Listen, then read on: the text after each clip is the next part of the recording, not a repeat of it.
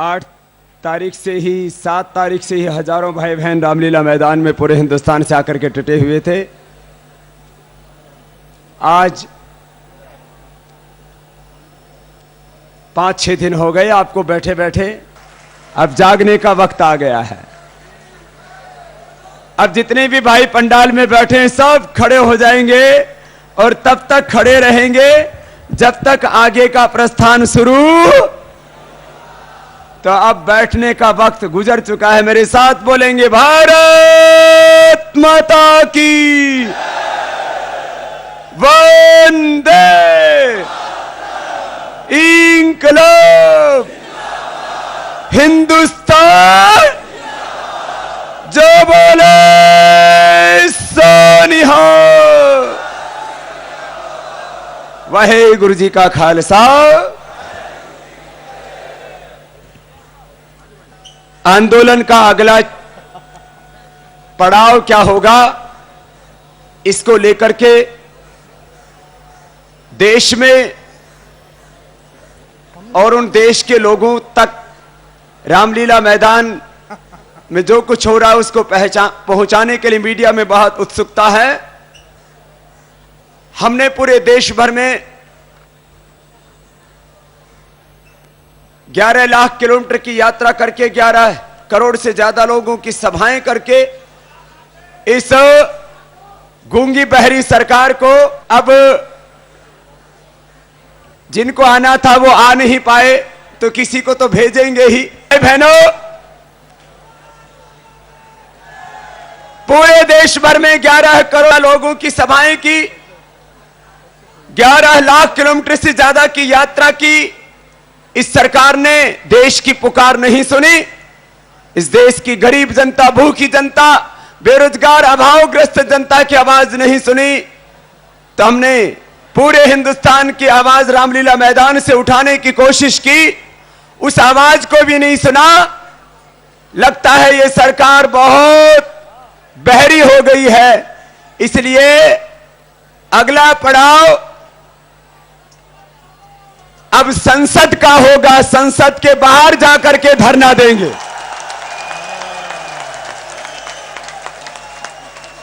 हम संसद घेरने की बात नहीं कर रहे हैं। संसद में भी कुछ अच्छे लोग हैं, देशभक्त ईमानदार लोग हैं जो इस आंदोलन के साथ हैं। लेकिन जब वो जो लोग इस देश को बचाने के लिए साथ नहीं हैं, जो लोग इस देश को बेचने में लगे हैं, भ्रष्टाचार को बढ़ाने में लगे हैं, काला धन को बढ़ाने में लगे हैं, अब उनका ये सारा देश बहिष्कार करेगा। उनका सामाजिक बहिष्कार होगा, राजनीतिक बहिष्कार होगा। तो अभी कुछ वक्त के बाद आपको हर वक्त आप तैयार रहना है। संसद के बाहर हम धरने पर बैठेंगे और शायद वहां से इस बहरी सरकार को इस हिंदुस्तान की पुकार जरूर सुनाई देगी। कुछ लोग सोच रहे हैं कि इस आंदोलन से मिला क्या? क्या खाली हाथ आंदोलन जा रहा है? याद रखो, आंदोलन की ताकत कभी भी सरकार हुआ नहीं करती। आंदोलन की ताकत कभी भी सरकार नहीं होती। आंदोलन की ताकत देश की जनता होती है। आंदोलन के मुद्दे होते हैं, सच्चाई होती है, संघर्ष होता है। संघर्ष हम कर रहे हैं, करेंगे। देश की जनता इन पिछले 5-6 दिनों के दौरान देखा आपने, लाखों लोगों ने पूरे हिंदुस्तान से आकर के इस आंदोलन को समर्थन दिया, इसको ताकत दी। एक बार उन सबको बधाई है।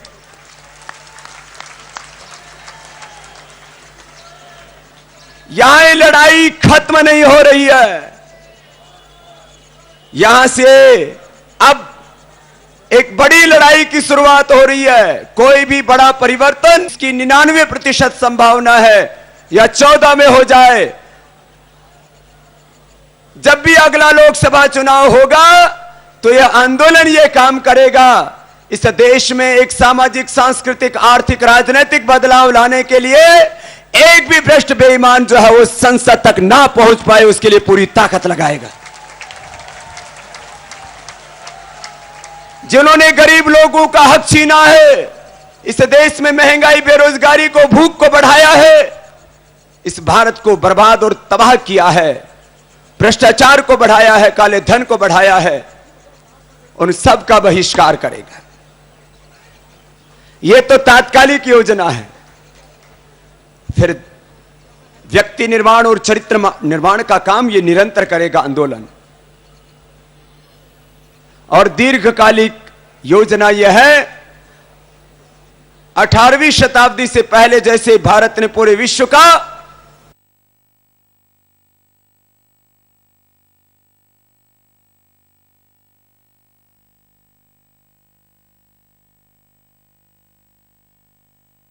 आत्मिक महाशक्ति बने, इसलिए अंतिम श्वास तक हम सेवा करेंगे, संघर्ष करेंगे।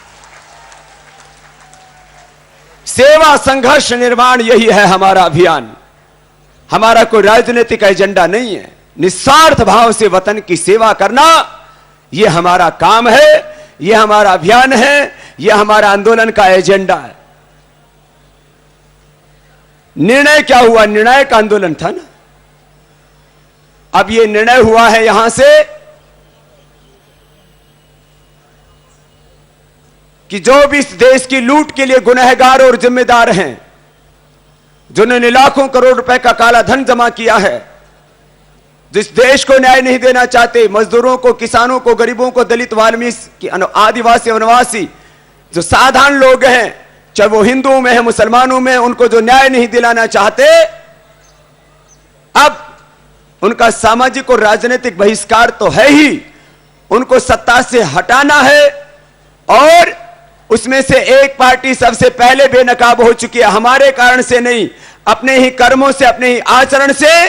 वो पार्टी जो भ्रष्टाचार के लिए जिम्मेदार है, ऐसी उस बदनाम पार्टी का तो सबसे पहले बहिष्कार हिंदुस्तान में शुरू होगा।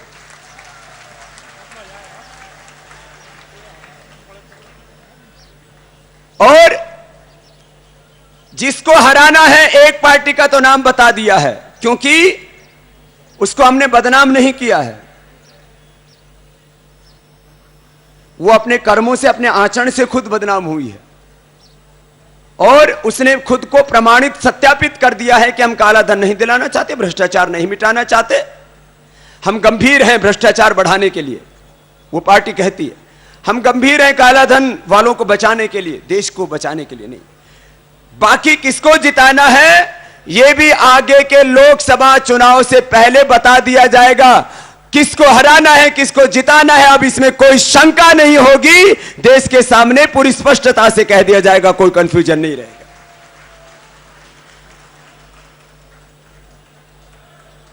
और यह जो निर्णय यहां हुआ है, यह रामलीला मैदान तक नहीं रहेगा। इस आंदोलन से जुड़े हुए लोग, इस आंदोलन से जुड़े हुए भाई बहन, इस आंदोलन से जुड़ी हुई जनता और कार्यकर्ता, वो एक एक घर घर और गांव गांव जाकर के इस रामलीला मैदान का ये जो निर्णय हुआ है,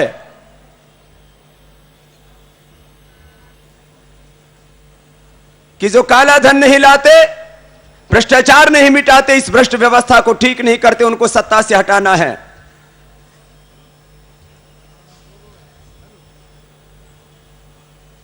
और जिनको सत्ता में बैठाना है, वह अब इस आंदोलन के मुद्दों के साथ खड़े होंगे और हिंदुस्तान को बचाने का काम करेंगे। पहला नारा तो आज दिया जा चुका है, कांग्रेस हटाओ। यह तो पहला नारा एक पार्टी के लिए तो हो गया, फिर बाकी जो इसमें सम्मिलित होंगे आगे थोड़े इंतजार करेंगे। तो सब बोलेंगे कांग्रेस हटाओ, भ्रष्टाचार मिटाओ, देश बचाओ, काला धन लाओ। ये तीन नारे हैं। अब इसमें कौन कौन साथ देता है, हम उनका साथ देंगे और लेंगे, क्योंकि ये बहुत लंबी लड़ाई है। भाई बहनों, इस पूरे अभियान में, इस आंदोलन में और रामलीला मैदान में भी यह जो महासंग्राम चल रहा है, कुछ देर के बाद सबसे आगे जवानों को रहना चाहिए, क्योंकि उनके दिलों में बहुत आक्रोश है, गुस्सा है ऐसी सरकार के प्रति, ऐसी व्यवस्था के प्रति जिसने इस देश को बर्बाद तबाह कर दिया, पूरी दुनिया में भारत की प्रतिष्ठा गिरा दी है। तो सबसे आगे जब ऐलान होगा तब जवान चलेंगे और उनके साथ में हम होंगे और बाकी सब साथ साथ चलेंगे और थोड़ी ही देर बाद संसद की ओर कूच करेंगे वहां धरना देने के लिए।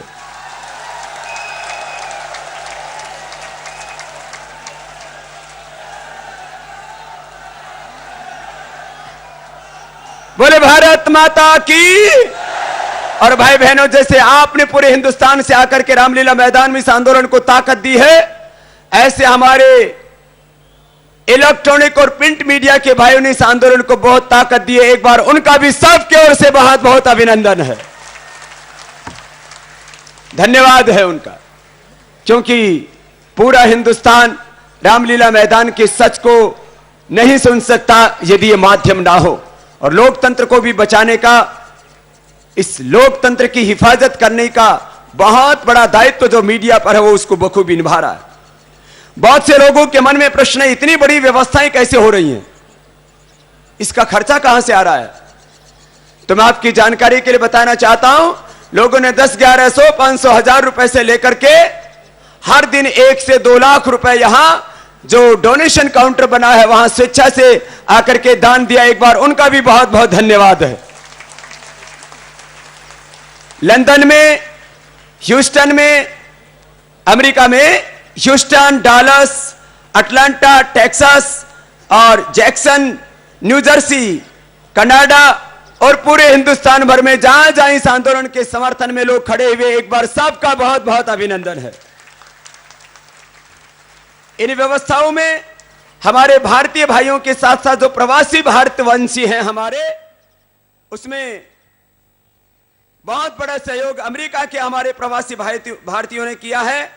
हमारे भाई शेखर अग्रवाल जी, ब्रह्म जी, रमेश जी, जुगल मनानी जी, भीष्म अग्निहोत्री जी, जयप्रकाश जी, दिनेश जी, भाई गोविंद जी, संजीव जी, रघुवीर इंदिरा जी, हेमंत जी, चंद्रकांत पटेल, तुलसी जी, भारत सोमल, एक बार इनका जोरदार अभिनंदन कीजिए इस आंदोलन की सारी सेवाओं को स्पॉन्सर करने के लिए। एक भी रुपए आंदोलन को नहीं खर्च करने दिया, सब इन्होंने स्पॉन्सर किया है। और सभी सामाजिक संगठन और राजनीतिक संगठन, धार्मिक आध्यात्मिक संगठन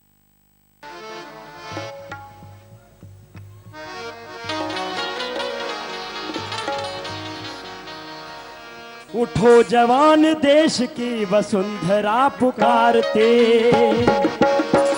उठो जवान देश की वसुंधरा पुकारती, हर देश है पुकारता पुकारती है भारती, देश है पुकारता पुकारती है भारती, देश है पुकारता पुकारती है भारती, उठो जवान पुकारता पुकारती है भारती, उठो जवान देश के वसुंधरा पुकारते, उठो जवान देश के वसुंधरा पुकारती, हर देश है पुकारता पुकारती मां भारती, देश है पुकारता पुकारती मां भारती।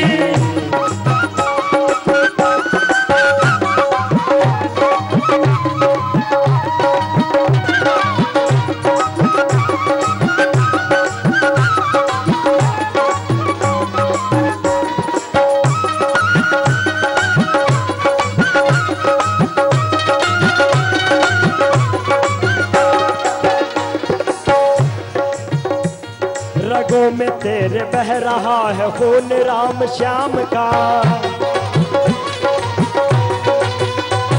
रगों में तेरे बह रहा है खून राम श्याम का, जगत गुरु गोविंद और राजपूत शान का, जगत गुरु गोविंद और राजपूत शान का, तो चल पड़ा तो चल पड़ेगी, चल पड़ा तो चल पड़ेगी साथ मेरे भारत, देश है पुकारता पुकारती मां भारती, देश है पुकारता पुकारती मां भारती।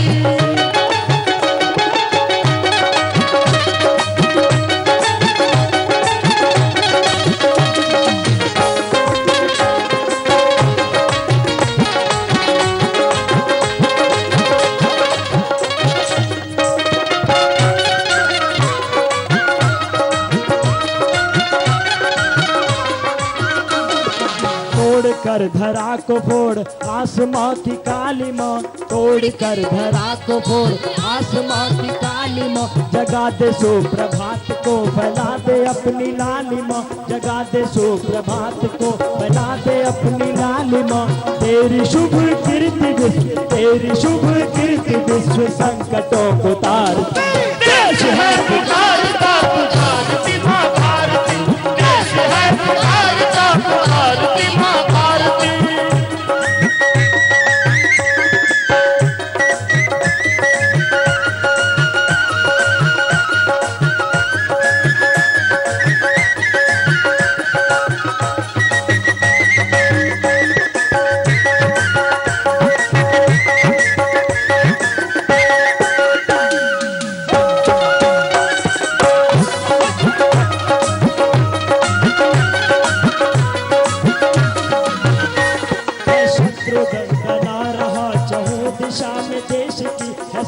दंदना रहा चहो दिशा में देश की है, शत्रु दंदना रहा चहो दिशा में देश की। बता बता रही हमें किरण किरण दिनेश की, बता बता रही हमें किरण किरण दिनेश की। वो चक्रवर्ती विश्व जय, वो चक्रवर्ती विश्व जय, मातृभूमि देश है पुकारता पुकारती माँ भारती, देश है पुकारता पुकारती माँ भारती, देश है पुकारता पुकारती माँ भारती। उठो जवान देश के वसुंधरा पुकारती, उठो जवान देश के वसुंधरा पुकारती, देश है पुकारता पुकारती माँ भारती, देश है पुकारता पुकारती माँ भारती, देश है पुकारता पुकारती माँ भारती, देश है पुकारता पुकारती माँ भारती, देश है पुकारता पुकारती माँ भारती,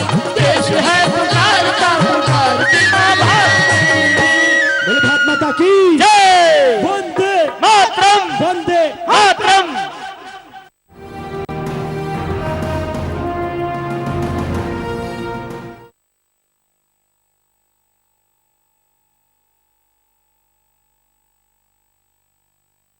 के एक बार उनका भी सबकी ओर से बहुत बहुत अभिनंदन है। आर्य समाज और आर्य समाज के जो गुरुकुल और गुरुकुलों में भी कन्या गुरुकुल में चोटीपुरा की बेटियों ने इस आंदोलन में बहुत सेवाएं दी, एक बार उनका भी बहुत बहुत अभिनंदन है। और सब युवा कार्यकर्ता जिन्होंने सफाई से लेकर के हर का सेवा में सबसे ज्यादा हाथ आगे बढ़ाया, हम उनका भी धन्यवाद करते हैं।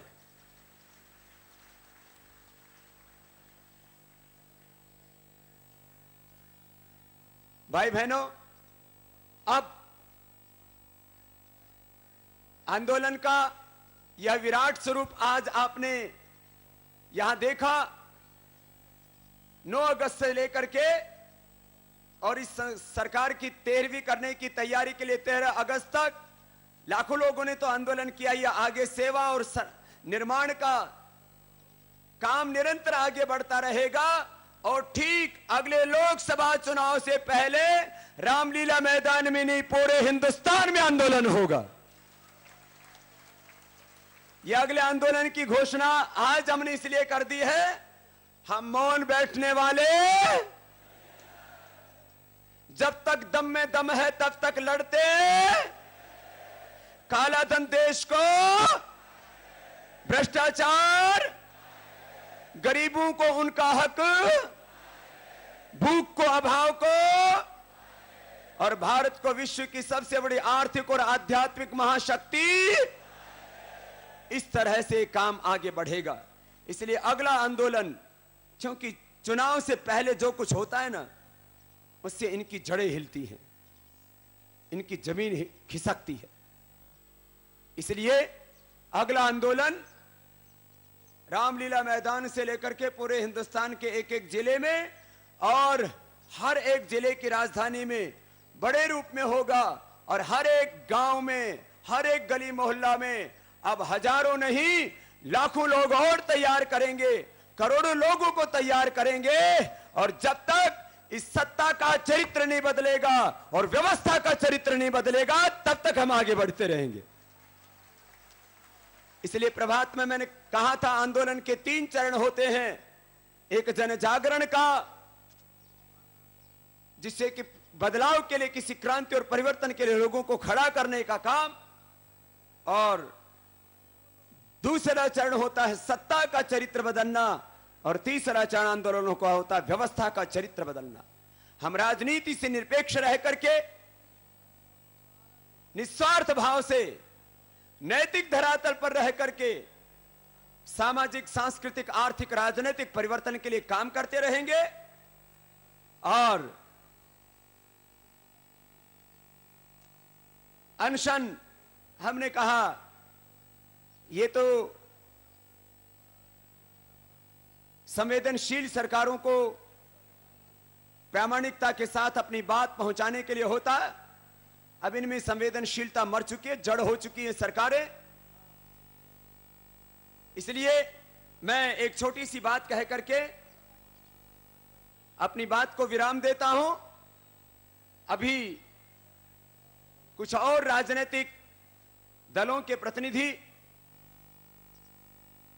जो राजनीतिक दल इस आंदोलन को समर्थन देना चाहते हैं, वो चाहते हैं कि इस देश से ये गरीबी, ये बेरोजगारी, ये महंगाई, ये भूख अभाव खत्म हो, सबको आर्थिक सामाजिक न्याय मिले।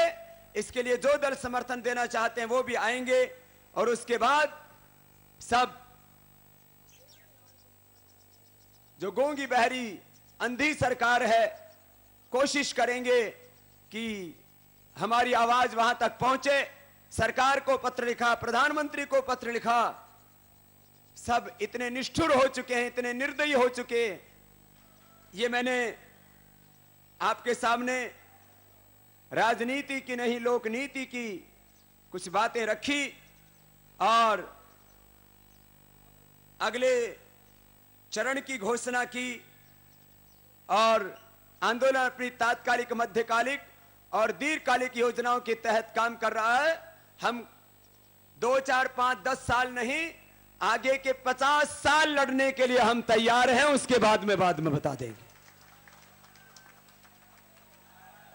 और उसकी पूरी तैयारी करके हम बैठे हुए हैं। आप सब भाई बहन जिन्होंने तप किया, वो तप जरूर फलीभूत होगा, राष्ट्र को उसका परिणाम जरूर मिलेगा। और मैंने कहा, अब जब तक अगला प्रस्थान नहीं हो तब तक आपको बैठना, अब खड़े रहना है।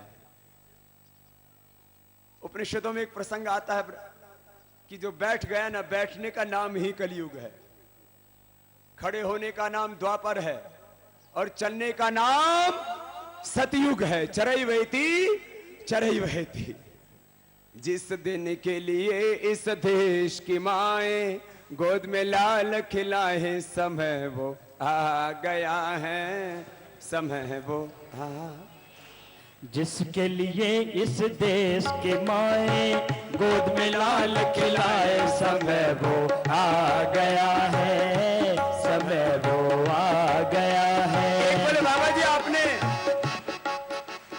एक हाथ तो आपका नहीं है, आचार्य बागश जी। मैंने कहा आचार्य बागश जी के ऊपर फर्जी पासपोर्ट से लेकर के, फर्जी पासपोर्ट का फर्जी आरोप लगाने से लेकर के, चाहे कितने ही आरोप लगाएं, चाहे कितनी क्रूरता बर्बरता करें, कितने ही सताएं, मेरे दाएं बाएं हाथ की बात नहीं। मेरे आचार्य बागश जी मेरे हाथ हैं, वो मेरे साथ हैं, लेकिन उसके साथ साथ इस हिंदुस्तान के कितने हाथ मेरे साथ हैं, जरा ऊपर करके बताओ तो। अब देखेंगे कि ये जो इतने हाथ हैं, इन हाथों का अंजाम आने वाले वक्त में तख्त पर बैठे लोगों को दिखाई देगा। इसलिए श्रद्धेय आचार्य श्री को भी एक बार हमारा बहुत बहुत अभिनंदन है। वो इस आंदोलन के लिए ही तप कर रहे हैं। वो आंदोलन का हिस्सा ना होते तो उनके ऊपर फर्जी पासपोर्ट का फर्जी आरोप लगा करके जेल में डाल।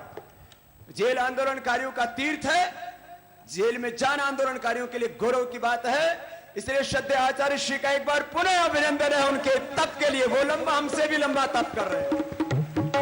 मैं तो कह रहा था मुझे ये सौभाग्य पहले मिलना चाहिए था, मैं बड़ा हूं, उस अनुज को पहले जाना पड़ा क्योंकि नाम बालकृष्ण है। मैंने कहा भाई भगवान कृष्ण को जेल जाना पड़ा, जो उनके अनुगामी हैं उनको जेल में जाना तो उनकी किस्मत में ही लिखा होता है, और कोई भी बड़ी क्रांति जेल जाए बिना पूरी नहीं होती।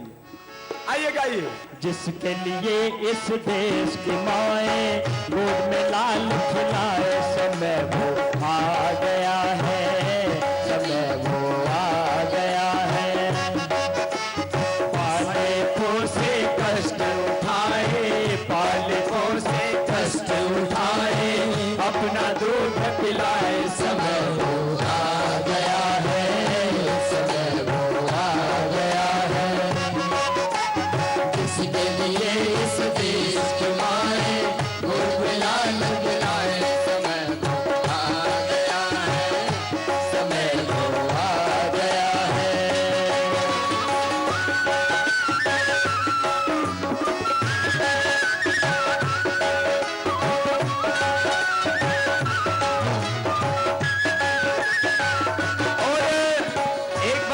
कहना चाहता हूं आपके हाथों में लहराते हुए इस तिरंगे के पवित्रता के साथ, अमेरिका में कुछ दिनों पहले ही हमारे सिख भाइयों के ऊपर जो क्रूरता और बर्बरता के साथ जो हमला किया गया, इस आंदोलन से जुड़े हुए सब भाई बहन और ये पूरा रामलीला मैदान उस हमले की निंदा करता है और वहां की सरकार से भी अपेक्षा करता है कि जब वहां के नागरिकों की सुरक्षा का काम करती है तो सिखों के सम्मान और स्वाभिमान की रक्षा के लिए भी वो जरूर काम करेगी। और हिंदुस्तान और दुनिया भर के सिख तो अपने आप में भी इतने मजबूत हैं, अमेरिका सरकार कह दे कि उस सिखों की हिफाजत नहीं करती तो सिख अपने आप में अपनी हिफाजत करना जानते हैं। इसलिए हमें पूरी उम्मीद है कि आगे से इस तरह के पापों की पुनरावृत्ति नहीं होगी। और आज वैसे तो हमारे कार्यकर्ता 100% ग्राम सभाओं का समर्थन पत्र लेकर के आए कई जिलों से, लेकिन वक्त कम था इसलिए 60 करोड़ से ज्यादा ग्राम सभाओं के माध्यम से 60 करोड़ से ज्यादा हिंदुस्तान की जनता का जो प्रतिनिधित्व करती है, उन 125 से ज्यादा करीब 1.5 लाख के आसपास ग्राम सभाएं जो करीब 60 करोड़ से ज्यादा लोगों का प्रतिनिधित्व करती हैं, उन ग्राम सभाओं की आवाज भी लोकसभा तक हम पहुंचाएंगे कि भाई ये खाली इस आंदोलन की आवाज पुकारने पूरे हिंदुस्तान की पुकार है। तो आइए गाइए।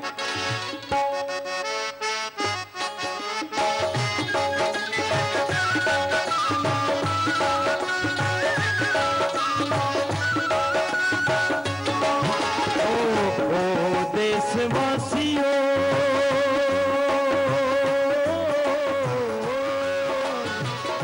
वो देशवासियों, कहती है देखो मां पुकार के, ले ही न जाए कोई सर से दुपट्टे को उतार के, अपना फर्ज निभाए, पुत्र भी अपना फर्ज निभाए, माँ की लाज बचाए, समय वो आ गया है, समय वो आ गया है। और पुत्र भी अपना फर्ज निभाए, माँ की लाज बचाए, समय वो आ गया है, समय वो आ गया है। और किसके लिए इस देश की माए गोद में लाल खिलाए, समय वो आ गया है, समय वो आ गया है। बोलिए भारत माता की। हम बोलते कुछ है, कुछ रिपोर्ट कुछ हो जाता है। हमने तो पुलिस को कभी गुंडा नहीं कहा, मैं तो सबके सामने बोल रहा हूं।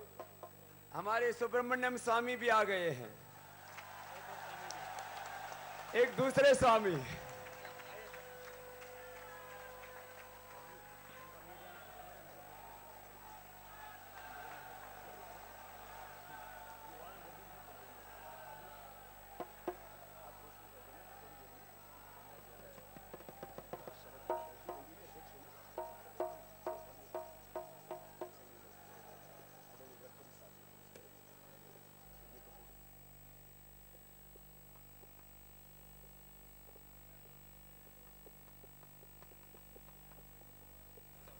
मैं बार बार एक बात दोहरा रहा हूं कल से,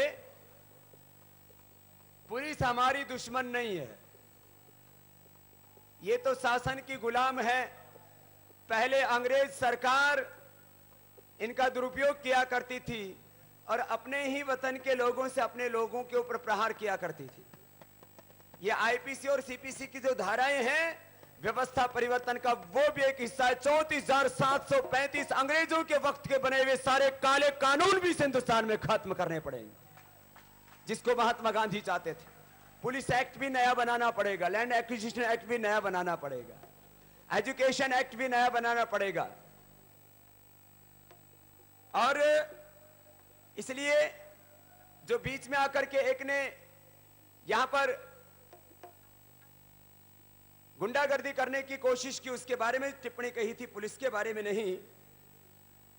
और मैं भोपाल में गया तो कम से कम 8 से 10 बड़े पत्थर मेरी गाड़ी पर फेंके गए। अरे तुम एक रामदेव को तुम मार सकते हो, लेकिन हजारों लाखों करोड़ों रामदेव कैसे खत्म करोगे तुम? तो गुंडागर्दी करना तो उस पार्टी का एक स्वभाव चरित्र सा हो गया है। मैं तो कहूंगा, चाहे वो वाणी के तौर पर, व्यवहार के तौर पर, आचरण के तौर पर जो अशालीनता करते हैं इस पार्टी के कार्यकर्ता, जो बदजुबानी करते हैं, बदतमीजी से बात करते हैं, वाणी और आचरण के स्तर पर जो भी इस पार्टी में अशालीनता है, मैं उस पार्टी से कहूंगा कि अपने पार्टी के कार्यकर्ताओं को अनुशासन में रहना भी सिखाओ। महात्मा गांधी का नाम बदनाम मत करो। हम संसद तक जाएंगे शांतिपूर्वक, हमें जाने दिया जाए। हम कोई संसद पर हमला करने वाले, हम संसद का सम्मान करते हैं और अच्छे सांसदों का सम्मान करते हैं और चाहते हैं अगली बार संसद में तो एक भी बेईमान ना पहुंच पाए। इसलिए संसद तक जाने में हमको रोका न जाए, क्योंकि वहां जाकर के हम खाली अपनी बात सुनाना चाहते हैं। हमने पहले पूरे देश में यात्राएं करके, जन जागरण करके जनता की बात सुनाने की कोशिश की। रामलीला मैदान से पूरे हिंदुस्तान की आवाज उन तक पहुंचाने की कोशिश की। पार्टी को, प्रधानमंत्री को पत्र लिखा। मैंने कहा भगवान योगेश श्री कृष्ण को अपना आदर्श मान करके ये कोशिश की कि भाई इस हिंदुस्तान को बचाने के लिए कोई तो कदम उठाओ। देश को आर्थिक सामाजिक न्याय दिलाने के लिए, महंगाई, बेरोजगारी, गरीबी, भूख, अभाव में तड़पता बिलखता ये भारत, इसको बचाने के लिए कुछ तो दया करो, कुछ तो रहम करो। लेकिन जब किसी ने नहीं सुना, इसलिए हमने संसद के बाहर धरना देने के लिए विवश होना पड़ा और हम उधर कूच करेंगे। और पुलिस के साथ अब कोई हाथापाई तो करेंगे नहीं। हम अहिंसा और शांतिमयता, नॉन वायलेंस एंड पीस, इसको ध्यान में रखते हुए अपने गुस्से को, अपने आक्रोश को जायज तरीके से प्रकट करेंगे। और हमें पूरी उम्मीद है कि ये पुलिस जो कानून की रखवाली करने का काम करती है, पिछली बार की तरह ये भी कानून हाथ में नहीं लेगी, ऐसे इनसे भी हम अपेक्षा करते हैं।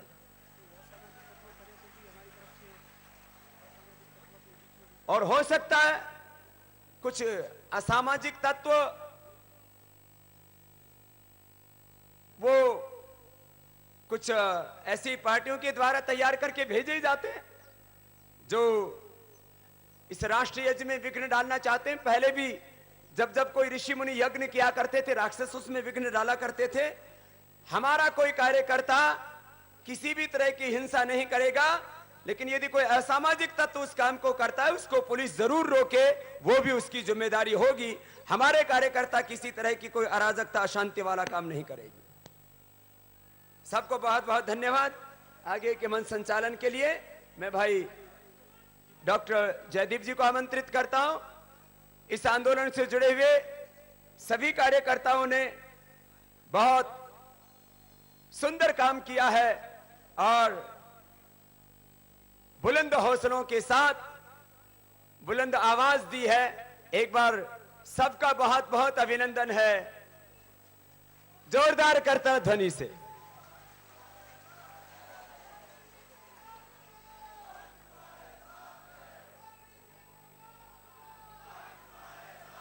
आज आपके तप का महत्वपूर्ण दिन है, इसलिए जो पीछे भाई मैदान में बैठे हुए हैं, अब वो शोभा नहीं देता बैठना, सब खड़े हो जाओ। हमने कहा कि आप जब तक अगले पड़ाव की ओर प्रस्थान नहीं होगा तब तक नीचे मैदान में किसी को बैठना